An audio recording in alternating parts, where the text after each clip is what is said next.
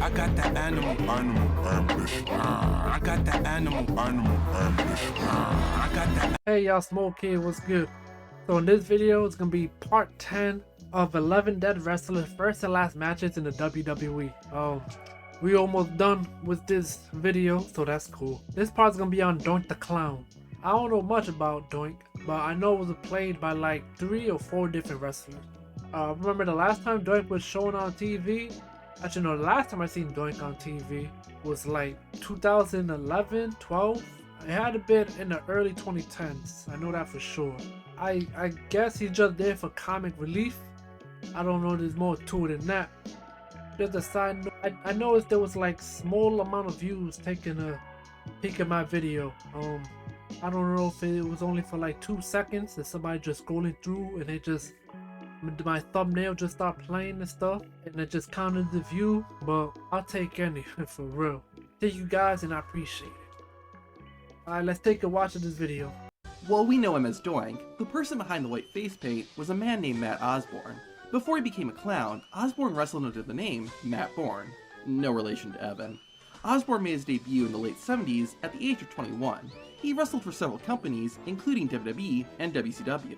Matt Osborne even competed at the first WrestleMania, being defeated by Ricky Steamboat. As I mentioned, Osborne also wrestled for WWE's competitor, WCW. His time in World Championship Wrestling was brief, but you've probably seen the clip of him bringing bears to the ring. Yeah, After his time in WCW, Matt Osborne returned to WWE. While he initially started out under his original persona, WWE's creative team had a different idea. This turned into the character Doink, an evil, mischievous clown. Doink first appeared in WWE in 1992, but he would mainly just be seen in the crowd or at ringside, playing mean tricks on the fans and wrestlers. Doink would do this for several months, until finally having his first match the following year. In what was technically the main event of the show, Doink the Clown made his in-ring debut on Wrestling Challenge. Doink looked pretty creepy, and having his twisted, evil clown music playing as he made his entrance made him even scarier.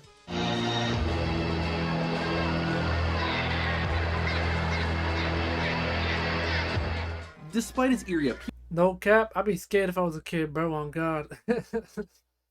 appearance, Doink just smiled and laughed all the way to the ring. Wrestling a man named Bob East, Doink's first move once the match started was actually a fireman's carry, which he followed up with a half Boston Crab. The clown kept twisting and bending his opponent's legs until finally letting go.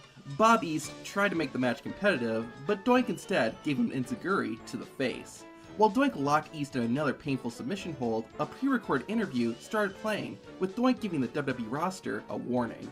By the time the interview ended, Doink had released his hold and went for a dropkick. He then followed up with a snap suplex and then locked in another hold. Thanks to Bob East's shoulders being on the mat, the referee counted the pinfall and awarded the victory to Doink. While there wasn't a whole lot that happened, I was surprised at how technical and athletic this match was. Yeah, that's what I thought too, but when he was showing the footage, I said, oh snap, alright, so he was applying like good wrestling move, that's cool. Figured with it being Doink, that it would mostly be tricks and jokes and very few wrestling moves, but I was completely wrong. I actually kinda liked that. It showed that Doink was an actual wrestler who could hurt his opponents. Facts! To be honest, I think that made him even scarier. On top of being vicious in the ring, Doink was also pretty brutal outside of it. Shortly before his first match, Doink attacked Crush with a prosthetic arm. The injury was so bad I don't know what that was in his hands, bro, on God. that Crush was not able to compete in the Royal Rumble. Because of that, and because Doink was making kids cry, Crush faced off against the Clown at WrestleMania. During the fight, the referee got knocked out, and things got strange. A second Doink appeared from under the ring and used a prosthetic arm to attack Crush. With the help of his twin, the original Doink was able to beat Crush in his WrestleMania debut. Despite the victory, the Clowns weren't done with Crush. At the King of the Ring pay-per-view, Crush competed in an Intercontinental Championship match against Shawn Michaels. During the fight, the two Doinks came out and distracted Crush, causing him to lose the match and his opportunity at the title. With the rivalry still hot, Doink and Crush would have another match about a month later. Unfortunately, it ended in a count-out win for Crush, and even then, the second Doink came out and attacked Crush after the match. Unfortunately, in real life, Crush suffered an injury and needed time off to recover, causing the feud to end abruptly. With Crush out of the picture, Doink would be hired by Jerry Lawler to replace the King in a match against Bret Hart. It looked like the Hitman was gonna win, but before Doink submitted, Lawler came in and attacked Hart.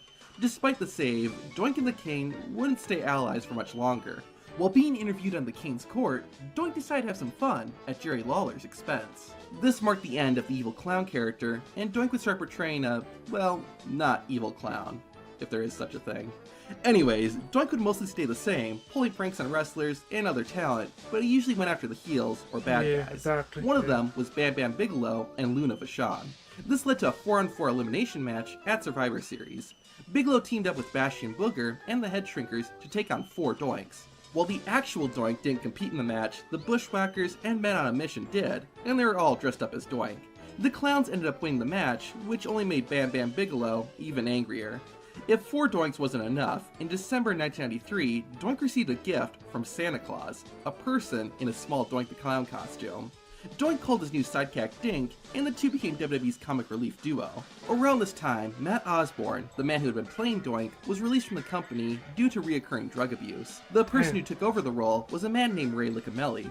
Of course, there was no mention of this on TV, and Doink and Dink continued to clown around as usual. And this was the rivalry of the Bam Bam 90s. Bigelow and Luna Vachon continued to build in 1994 and set up a mixed tag team match at I mean, they want to reveal it regardless of what era. WrestleMania 10. Doink and Dink teamed up for the first time to take on Bam Bam and Luna, but ultimately, Bigelow and Vachon got their revenge and defeated Doink and his little clown too. After his defeat at WrestleMania, Doink's career stayed pretty quiet. He would still be seen regularly and would win matches, but it was usually against random, no-name talent. Whenever Doink did get a match against a bigger name, the clown was usually the one who got pinned. Things finally got interesting in late 1994, when Doink revisited his feud with Jerry Lawler. Both Doink and Dink would play tricks on Lawler, leading to a match at Survivor Series. Like the previous year, it was a 4-on-4 elimination match. Doink of course had Dink, as well as 2 new clown characters, Pink and Wink. They faced off against the team of Jerry Lawler, Cheesy, Queasy, and Sleazy. I know it's kind of cringy. In the end, Lawler's team won, but his teammates ended up turning on the King and siding with the clowns. Now, me, I'm not a fan of this, but this is entertainment in itself, so I guess it works for the kids. So, yeah, that's cool. Despite the happy finish, this is kind of the end of Doink's career. He wouldn't really have any more feuds after his rivalry with Jerry Lawler, although Doink would wrestle regularly. Like before, the clown did win a decent number of his matches, but again, those wins were usually against lesser known talent. Doink the Clown's career as a full-time wrestler officially came to an end in 1995, when he wrestled and was defeated by Triple H on Raw. While Doink wouldn't be seen full-time, that didn't mean he wouldn't be seen at all. For roughly the next 2 decades, Doink would randomly show up in WWE. Sometimes it would be in a non-wrestling role, like at the 1997 Slammy Awards. Wow. Other times, it'd be in special matches, like the Gimmick Battle Royal at WrestleMania 17, or the Barroom Brawl at Vengeance in 2003. Wrestlers would sometimes dress as Doink to build feuds, like when Chris Jericho attacked William Regal in 2001. Doink even came back to wrestle the occasional match, like when he took on Rob Conway in 2005, or when he participated in an 8-man tag team match on Raw in 2010. All these appearances eventually had to come to an end, unfortunately. During the lead up to Raw's 1000th episode in 2012, Heath Slater would face off against various WWE legends, usually in a losing effort. I remember this. One night, after a video played showing Slater's failures, Heath told the fans it wasn't funny and he wasn't a clown. Cue the clown music.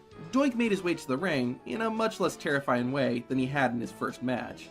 Once he got inside the ropes, the clown had some fun with the crowd before the bell sounded. Doink started off with a headlock, which transitioned into a wrist lock, and then a simple slap to the face. The one-man band managed to take control though, thanks to a kick to the gut. When Doink tried to get back up, Heath ran the ropes and knocked him back down, but to win the match. He came back to the match, it was what it was. Added in a comedy spot, just to give the match something memorable. Between Doink's first and last matches, I think the first was better. While both were short, Doink's character in the first match was much more interesting, and it was played up well. The last match he had in 2012 felt like WWE just needed a legend, and by the way, that was former WWE wrestler the Brooklyn Brawler in the Doink costume. The coolest part of this whole match was honestly just seeing Doink wrestling WWE one more time, which I guess is all it was meant to be. Doink made his final WWE appearance a few weeks after his match with Heath. On the 1000th episode of Raw, Doink the Clown, as well as all the other legends Slater had wrestled, came out and forced the one-man band into the ring to fight Lita. Sadly, almost exactly 1 year after Doink's last WWE match, Matt Osborne, the original Doink, died due to an accidental drug overdose at the age of 55. Since then, And damn, and that's tragic too, bro, cause he got released because of his drug issue. Damn. Doink the Clown has not appeared in WWE, and it's unlikely we'll ever see the character again. Yeah, that was an interesting vid, you know. Seeing stuff from Doink the Clown. Yeah, so what was that? That was 3 guys? It was 3 guys plus others mimicking him for the sake of a rivalry, like Chris Jericho did to I forgot who he was feuding with, but yeah, so that's cool. I really didn't know much about him. I was surprised by that that first match, like tap out corner, with the wrestling maneuver he was performing. So that's cool.